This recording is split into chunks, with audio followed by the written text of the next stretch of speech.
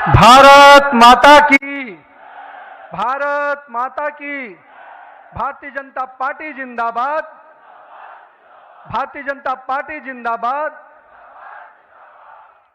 आज इस अवसर पर हमारे भारतीय जनता पार्टी के वैसे नेतृत्वकर्ता, जिन्होंने देश को ही नहीं पूरे विश्व को नेतृत्व दिया, और मैं कह सकता हूं एक प्रधान सेवक के रूप में जिस प्रकार से उन्होंने सेवा की है, वो हमारे कालखंड के सभी कार्यकर्ताओं के लिए प्रेरणादायी हैं। ऐसे अपने यशस्वी प्रधानमंत्री, विश्व के लोकप्रिय नेता श्री नरेंद्र मोदी जी का मैं सबसे प्रथम अभिवादन करता हूं कि 140 करोड़ जनता आपके इस सेवा भाव से हमेशा आपका अभिनंदन करना चाहती है।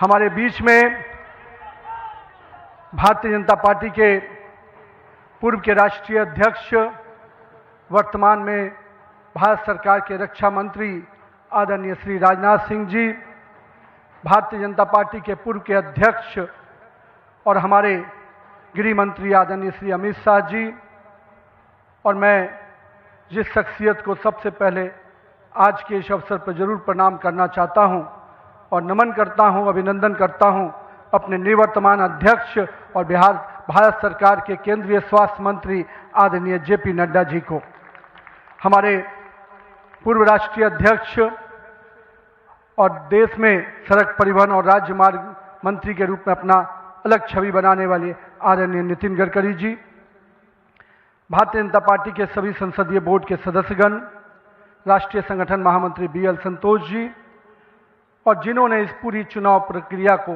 और हम कह सकते हैं इस संगठन पर्व को नेतृत्व दिया, वैसे अपने के लक्ष्मण जी, सभी राज्यों के माननीय मुख्यमंत्रीगण, हमारे सभी केंद्रीय मंत्रीगण, माननीय उप मुख्यमंत्रीगण, भारतीय जनता पार्टी के सभी राष्ट्रीय पदाधिकारीगण, सभी प्रदेशों से आए हुए हमारे माननीय प्रदेश अध्यक्षगण, माननीय संगठन महामंत्रीगण, और हमारे सभी इस राष्ट्रीय परिषद के जो हमारे नुमाइंदे प्रतिनिधि यहाँ उपस्थित हुए हैं, मैं उन सभी का अभिनंदन करता हूँ, और साथ ही साथ देश भर के सभी कार्यकर्ताओं को और यहाँ पर उपस्थित सभी कार्यकर्ता भाइयों को भी बहुत बहुत अभिनंदन और धन्यवाद करता हूँ।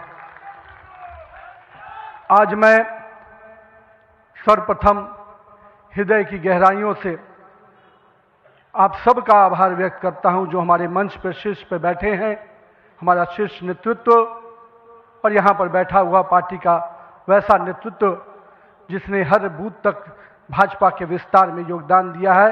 आपने मुझ जैसे सामान्य कार्यकर्ता को पार्टी का इस सर्वोच्च पद तक पहुंचाने का अवसर दिया है, मैं इसके लिए आप सभी को प्रणाम करता हूं। माननीय आदरणीय प्रधानमंत्री जी, मैं हृदय से आपका आभार व्यक्त इसलिए करता हूं क्योंकि हम लोग ने हमेशा दूर से ही एक कार्यकर्ता के रूप में किस प्रकार से आप देश सेवा का काम लगातार कर रहे हैं, हमने हमेशा देखा कि जब पहली बार मैं गुजरात के आनंद में आपके साथ एक कार्यक्रम में शिरकत किया था, मुझे याद है मैं उस समय राष्ट्रीय महामंत्री था, और मैंने कहा जब आपको उस समय सद्भावना मिशन के कार्यक्रम में एक एक व्यक्ति को सुनते देखा, और जब कार्यक्रम की समाप्ति के बाद आपने अपना ग्रीन रूम में हम लोग से जब बातचीत किया, तो किस भाव से वो इतने बड़ी संख्या में गुजरात के लोग आते क्यों हैं, आपने हम वहां पर बैठे हुए लोगों को समझाया कि ये व्यक्ति, ये जो इतने लोग आते हैं, ये केवल हमसे गुजरात की जो भावना जुड़ी है, जो विकास की भावना गुजरात को हमने अपने साथ जोड़ा है, इसके कारण इतने लोग आते हैं।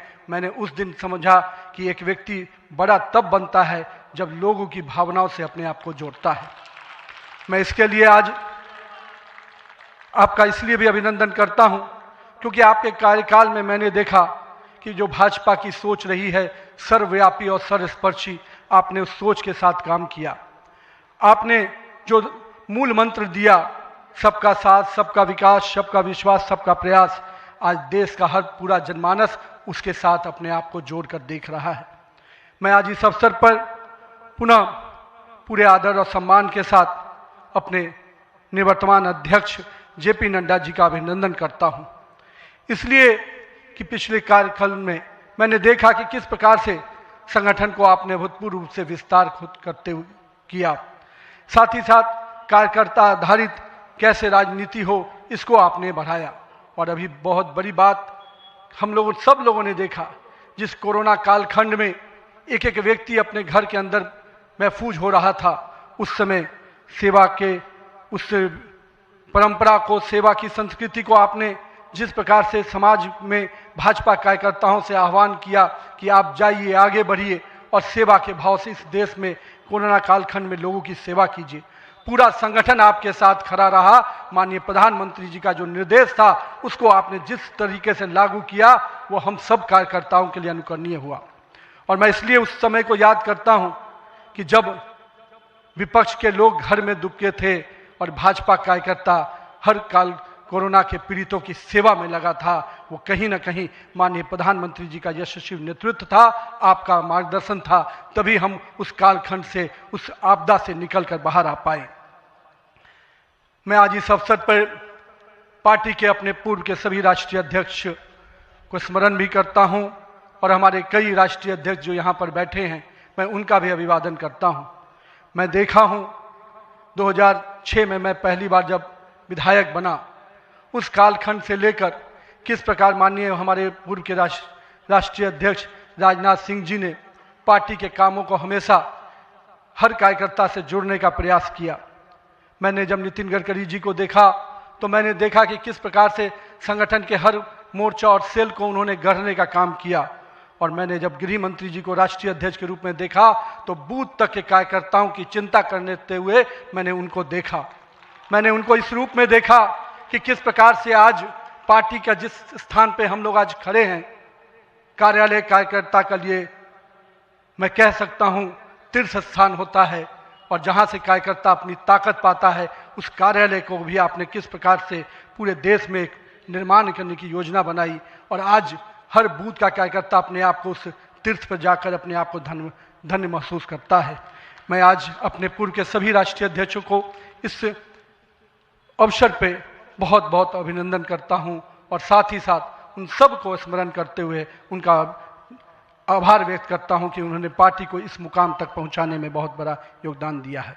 मैं आज नमन करता हूं उन लाखों कार्यकर्ताओं को जिन्होंने पार्टी का संगठन, राष्ट्रवाद के विचार और भारत माता की मान बढ़ाने के लिए अपना जीवन न्यौछावर किया।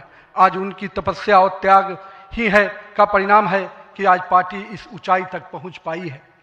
मैं उस भूमि से आता हूं जहां महात्मा बुद्ध, महावीर, चाणक्य, सम्राट अशोक, आर्यभट्ट, गुरु गोविंद सिंह, जेपी, राजेंद्र बाबू और जननायक कर्पूरी ठाकुर की वो भूमि को भी मैं नमन करता हूं। उस पाटलिपुत्रा की भूमि को भी नमन करता हूं। साथ ही साथ इस अवसर पे मैं अपने माता और पिता को भी निश्चित रूप से स्मरण करते हुए उनको नमन करता हूं, क्योंकि कहीं ना कहीं आज मेरे व्यक्तित्व में किसी एक शख्सियत का मैं मानता हूं तो निश्चित रूप से मेरे माता पिता का संस्कार, पार्टी का विचार और कहीं ना कहीं मेरे बड़ों का मार्गदर्शन मुझे यहाँ तक पहुँचाया है और मेरे कार्यकर्ताओं का स्नेह मुझे यहाँ पर पहुँचाया है। आज के दिन मैं अपने क्षेत्र की जनता को भी प्रणाम करता हूँ, जिसने मुझे एक विधायक के रूप में चुना जरूर, पर संगठन ने मुझे जिस प्रकार से गढ़ने का काम किया, आज मैं इसी कारण से उस जनता के आशीर्वाद और पार्टी के मार्गदर्शन के कारण यहाँ तक पहुँच पाया हूँ। आज का क्षण मेरे लिए संकल्प का क्षण है। आज सिर्फ एक पद को धारण नहीं कर रहा हूँ, मैं पार्टी के इस विचार को, परंपराओं को, एक राष्ट्रवादी आंदोलन की जिम्मेदारी को स्वीकार कर रहा हूँ। और मैं इस अवसर पर साथ अपने सभी वरिष्ठ कार्यकर्ताओं को भी प्रणाम करता हूँ।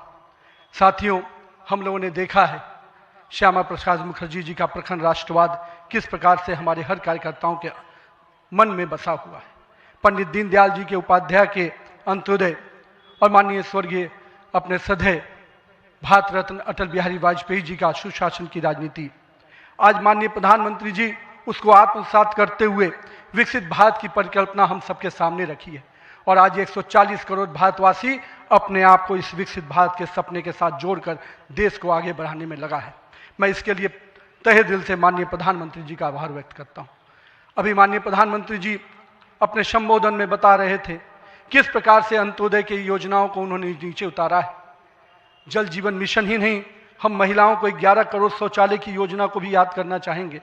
किस प्रकार से महिलाओं का सम्मान बढ़ा, 13 करोड़ 4 करोड़ लोगों को पक्के मकान मिले, 42 करोड़ लोगों को आयुष्मान भारत, 56 करोड़ लोगों के जनधन खाते खुले। मुझे आज भी याद है जब जनधन खाता खोलाने की बात हो रही थी तो कई लोग देश में, जब हम भाजपा के लोग इसको आगे बढ़ा रहे थे तो लोग हमारा मजाक उड़ा रहे थे। पर मैं आज भी मानता हूं गरीब के खाते में अगर 1 रुपया दिल्ली से चलता है तो 1 रुपया अगर गरीब के खाते में पहुंच पाता है तो ये कहीं ना कहीं उस जनधन खाते का वरदान के रूप में मैं देखता हूं। मैं आज के दिन माननीय प्रधानमंत्री जी के इस सब के साथ और सबके विकास के इस नारे को फलीभूत होता देख रहा हूं। हम लोगों ने लंबे समय से कुछ नारे को, भाजपा के कार्यकर्ता, हमारे जनसंकाल के कार्यकर्ता लगातार कुछ नारे को गढ़ते थे। रामलल्ला हम आएंगे, मंदिर वहीं बनाएंगे, जहां हुए बलिदान मुखर्जी वो कश्मीर हमारा है, एक देश में 2 विधान 2 प्रधान 2 निशान नहीं चलेगा। साथियों, आज भाजपा के कार्यकर्ताओं ने वो कालखंड देखा जब अयोध्या का भव्य राम मंदिर का मार्ग प्रशस्त हुआ। आज जम्मू कश्मीर की जनता ने 370 धारा से मुक्ति का दौर देखा। आज सांस्कृतिक व राष्ट्रवाद की विचारें और मजबूत हो रही हैं। साथियों, मुझे याद है अब वो समय जब हम लोग आज श्रीनगर के लाल चौक पर तिरंगा लहराते देखते हैं तो गर्व की अनुभूति होती है। हमने वो दौर भी देखा था जब पाकिस्तान के झंडे लहरा रहे थे और दिल्ली की सरकार बैठकर मौन बैठी थी उस समय, क्योंकि वो समय हम लोगों ने युवा मोर्चा के कालखंड में काम करने का जब मौका मिला था तो हमने देखा था उस समय जब माननीय प्रधानमंत्री जी उस कालखंड से 370 को समाप्ति किए तो कहीं ना कहीं पूरे कश्मीर की फिजा बदली है और आज कश्मीर का लाल चौक तिरंगे से लहराया नहाया नजर आता है। ये परिवर्तन हमारे देश में आया है।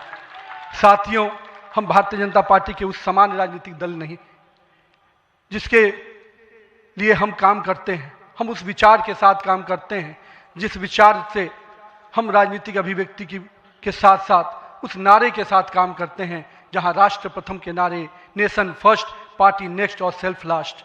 माननीय प्रधानमंत्री जी ने इस नारे के साथ हम लोग को जोड़ा है, हमारे नेतृत्वकर्ता ने हमें जोड़ा है और हम सब के लिए ये प्राथमिकता होनी चाहिए कि हम राष्ट्र के आगे रखकर ही अपने कामों को आगे बढ़ाएं।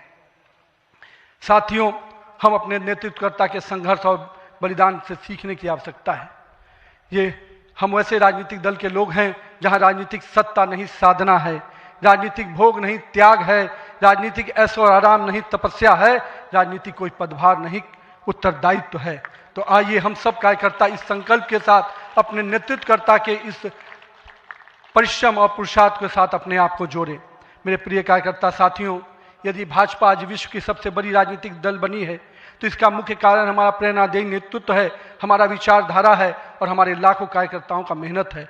वो कार्यकर्ता जो बिना फोकस में आए अनवरत काम करता है, वो कार्यकर्ता जो कठिन से कठिन परिस्थिति में भी भारत का ध्वज झुकने नहीं देता है, वो कार्यकर्ता जो सीना ठोक के कहता है तेरा वैभव अमर रहे माँ, हम दिन 4 रहे न रहे। आइए इस भारत की कल्पना को जो माननीय प्रधानमंत्री नरेंद्र मोदी के नेतृत्व में लगातार हम आगे बढ़ रहे हैं, आज हम भी उस परिकल्पना के साथ अपने आप को जोड़ें। हमारे नेताओं कार्यकर्ताओं का परिश्रम ही है जो आज हम यहाँ तक पहुँचे हैं, लेकिन वर्तमान पीढ़ी को भी अपने हिस्से का त्याग, तपस्या और पुरुषार्थ करना होगा, क्योंकि विकसित भारत के अगर संकल्प को सिद्धि तक पहुंचाना है, एक ऐसा भारत जहां समृद्धि भी हो, सशक्त भी हो, समरस भी हो, आत्मनिर्भर भी हो, तो हमारे कालखंड के कार्यकर्ताओं को भी अपने हिस्से का पुरुषार्थ, त्याग और तपस्या करना पड़ेगा। साथियों, हमारे प्रधानमंत्री जी ने हमेशा अलग अलग समूहों की बात की। अमृतकाल के लिए 4 समूहों की जो बात की उसमें युवा, महिला, किसान और गरीब है। हमें अब इन नई पहचानों के साथ आगे बढ़ना है, तभी हम आधुनिक, प्रगतिशील और विकसित भारत की कल्पना को साकार कर पाएंगे। आज 15 अगस्त 2024 के दिन जब माननीय प्रधानमंत्री जी ने आज भी उसकी चर्चा की और 15 अगस्त 2024 को जब लाल किले की प्राचीर से माननीय प्रधानमंत्री जी ने युवाओं को सार्वजनिक जीवन में आने का आह्वान किया, तो मैं देश के युवाओं से कहना चाहूँगा राजनीति से दूरी समाधान नहीं, सक्रिय भागीदारी ही समाधान है। आइए एक सकारात्मक राजनीति के लिए युवाओं को आगे आने की आवश्यकता है। लेकिन साथ ही साथ मैं युवा साथियों से कहूँगा, मेरे भाइयों, राजनीति शॉर्टकट नहीं है, राजनीति 100 मीटर का रेस नहीं है, राजनीति लॉन्ग मैराथन है, जहां स्पीड का नहीं स्टेमिना का टेस्ट होगा। तो आइए राजनीति के इस पिच पर हम अपनी जड़ों को मजबूत कर कर काम करें। और भारतीय जनता पार्टी का वॉच टावर तो बहुत स्ट्रांग होता है मित्रों, इसलिए आप अपने बूथ में निरंतर रूप से काम करते रहिए, अपने मंडल में काम करते रहिए।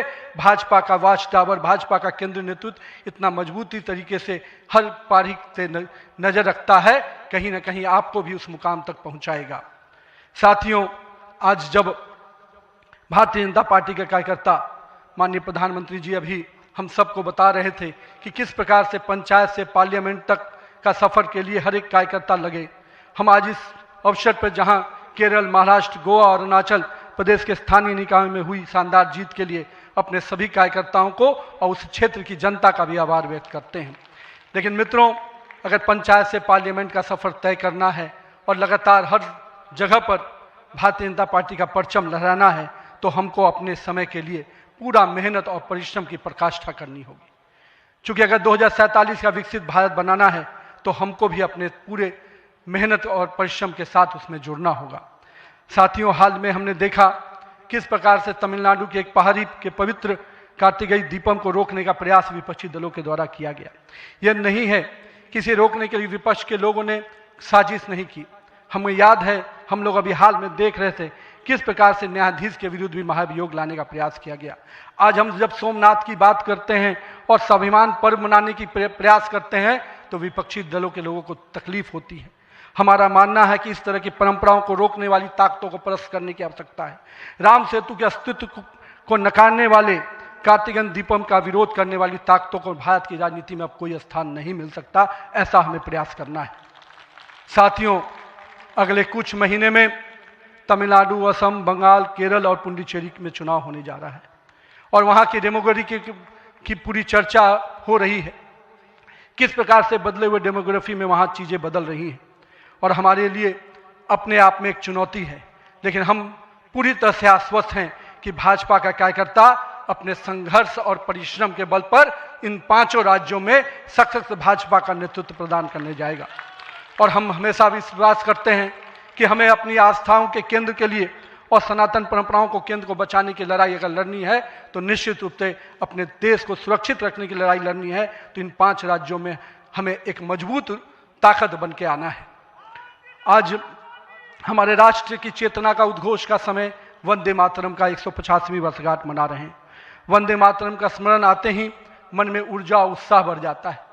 हमें पूरा ध्यान में है कि एक एक व्यक्ति जब वंदे मातरम का जय घोष करता है, तो उसके अंदर से जो ऊर्जा आती है, वही ऊर्जा इस देश को आगे बढ़ाने में काम आती है। तो आइए हम सबको मिलकर 150वीं वर्षगांठ को हर जन जन तक पहुंचाएं, हर युवा तक पहुंचाएं, हर महिला तक पहुंचाएं, क्योंकि वंदे मातरम हमारे अंदर का वो विश्वास है जो इस देश के विकास के साथ जुड़ेगा।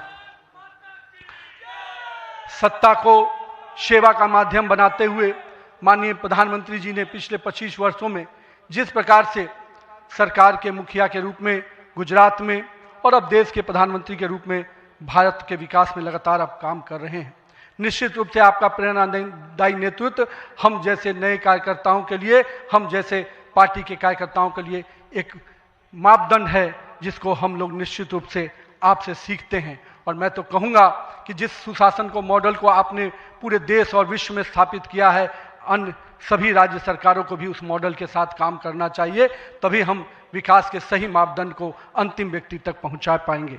आइए हम सब मिलकर विकसित भारत के संकल्प को पूरा करने की भागीदारी सुनिश्चित करें। एक शक्तिशाली गतिमान संगठन के साथ राष्ट्र निर्माण की इस यात्रा को नई ऊंचाइयों तक लेके चले। भारत माता की जय। वंदे मातरम।